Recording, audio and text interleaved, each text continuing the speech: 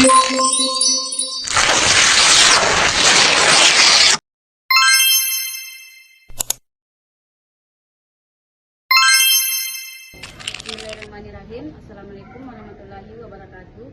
Perkenalkan, kami dari kelompok 6 akan mempresentasikan materi kami yang berjudul Lapisan Keamanan Komputer.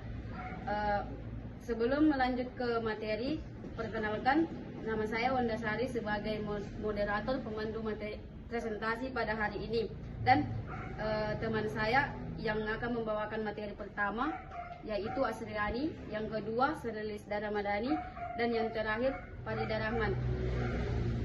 Assalamualaikum warahmatullahi wabarakatuh. Perkenalkan, nama saya Asriani dengan NIM 20044111397. Saya akan membacakan materi pertama, yaitu lapisan keamanan komputer.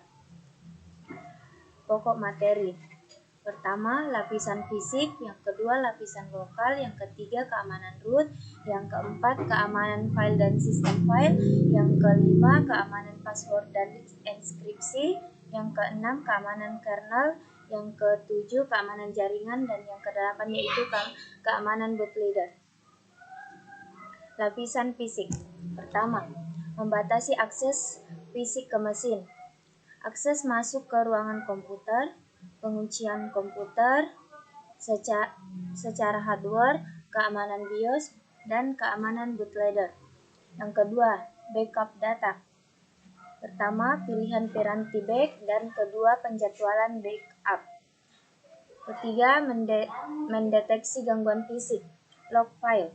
Log pendek atau tidak lengkap, log yang berisikan waktu yang aneh, log dengan permisi atau kepemilikan yang tidak tepat, catatan pelayanan reboot atau restart, log yang hilang, memasukkan atau login dari tempat yang jangkal, mengontrol akses ke daya.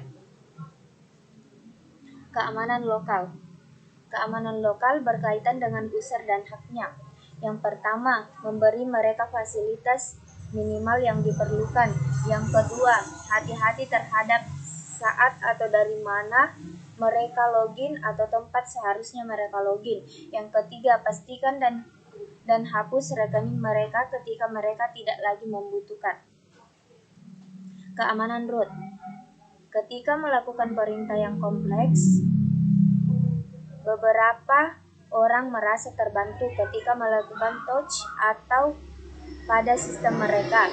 Ketiga, hanya menjadi root ketika melakukan tugas tunggal tertentu. Yang keempat, jangan pernah menggunakan seperangkat utilitas rlogin, resex, atau disebut dengan utilitas R sebagai root. Terima kasih. Perkenalkan, nama saya Serlisda Ramadhani dengan NIM 200441141. Saya akan melanjutkan materi yang telah dibacakan oleh Asriani, yaitu keamanan file dan sistem file. Yang pertama, direktori home. User tidak boleh mengakses perintah mengubah sistem seperti partisi, perubahan device, dan lain-lain. Yang kedua, lakukan setting limit sistem file. Yang ketiga, atur akses dan permission file, read, to read, execute bagi user maupun grup.